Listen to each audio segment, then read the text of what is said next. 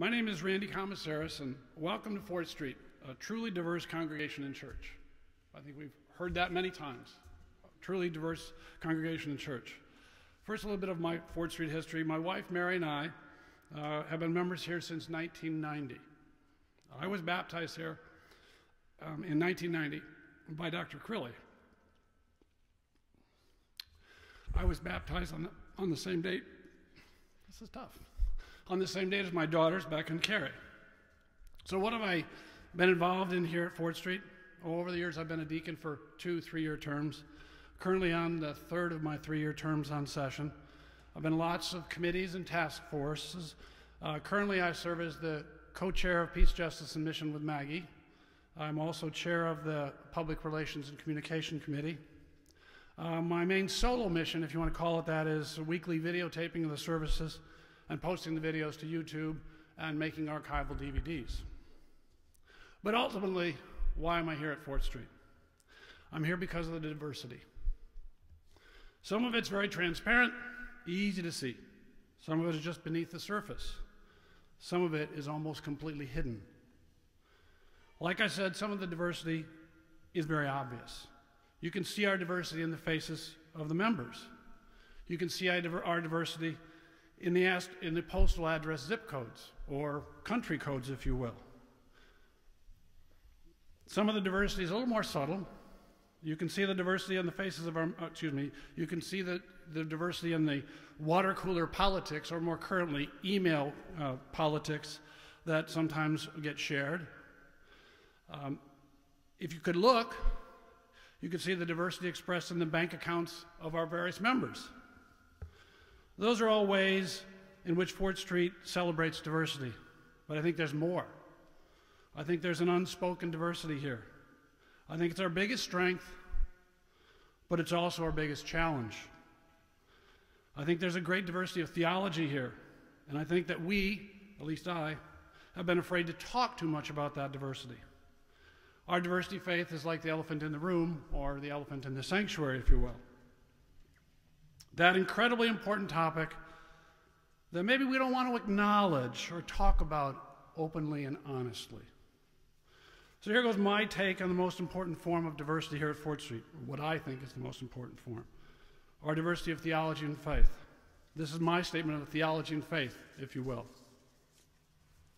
I'm not absolutely certain of anything, but this is what I believe here and now. I'll call this my theology diversity point number 1. Does Genesis provide the single unerring account of the history of the earth and life on earth? I believe there's ample evidence that there are multiple authors of Genesis, with at least two different creation stories, 2 different flood stories. Biblical scholars have pointed out several other historical accuracy problems in Genesis and other books of the Old Testament in general. So I do not believe that Genesis or the Old Testament in general provides a single unerring account of the history of earth and life on earth. So I don't take history and fact as a literal reading of the Old Testament. What about the New Testament, you ask? Here's my theology diversity point number 2. Do I believe the Gospels are historically accurate and unaltered since their original oral sharing, and that the lines of red letter print in the New Testament Gospels are more or less quotes from the mouth of Jesus? The scholars of the Jesus Seminar, men and women of many years of Bible study and training, far more spirituality, understanding, and knowledge than I, prayerfully considered each and every one of the red letter quotes that Jesus provided in the 4 Gospels, or that were attributed to Jesus in the 4 Gospels. They disqualified many of them. Using mostly the methods of scholars of ancient history and religion, they disqualified many of the red letter quotes. Some were reduced to, maybe he said it, maybe he didn't, or maybe the gospel writers wished that he had said it, and he might have said it. But some were put into a category of, there's virtually no way that Jesus said this. Of course, some of the quotes were deemed things that Jesus actually said, fully supported by this Jesus Seminar.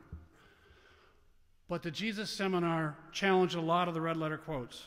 Indeed, members of the Jesus Seminar disqualified so many statements in the entire Gospel of John, all 21 chapters of it, that there's only one thing that the Jesus Seminar scholars could agree that Jesus actually said. One verse in all of John, and that's this, John 4, verse 43. A prophet gets no respect on his home turf.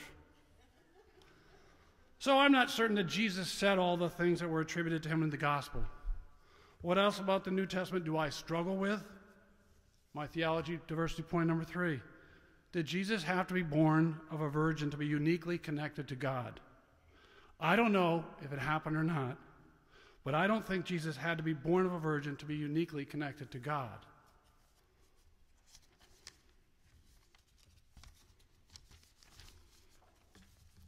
My theology diversity point number 4.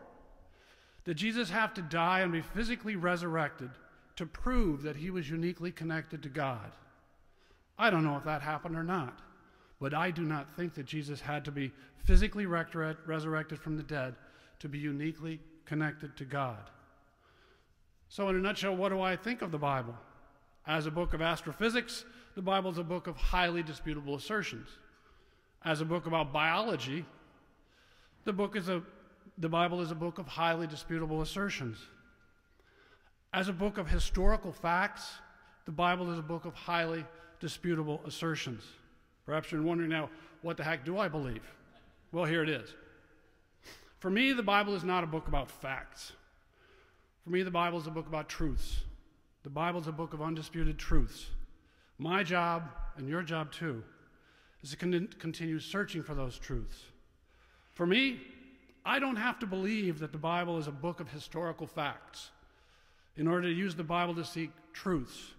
Truths about God, truths about us, truths about our relationship to Jesus and to God. I suspect some of you may disagree with me, so why am I telling you this now? I'm not telling you this to try to change your mind or your opinion. And I'm not telling you this so that you will come and try to change my mind or opinion. Like all of you, I'll continue to work through my faith and my beliefs. And for me, this church, this congregation, and this pastor are all important parts of this process.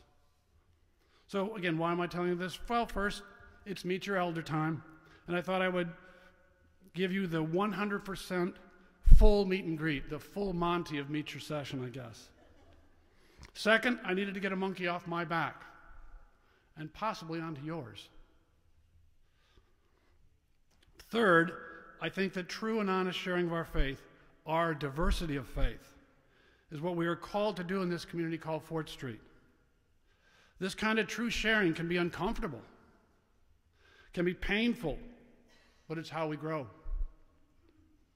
As individuals, as a church community, in our relationship to Jesus and to God. It's what we're encouraged to do, what we were taught by Dr. Mook to do, by the late Mark Healy beforehand. And I thank Sharon, and I thank Mark as well, for giving me the strength and the courage to share with you today. I think our diversity at many levels is what makes this place so unique and amazing. But at the same time, our diversity is what makes this place so very challenging.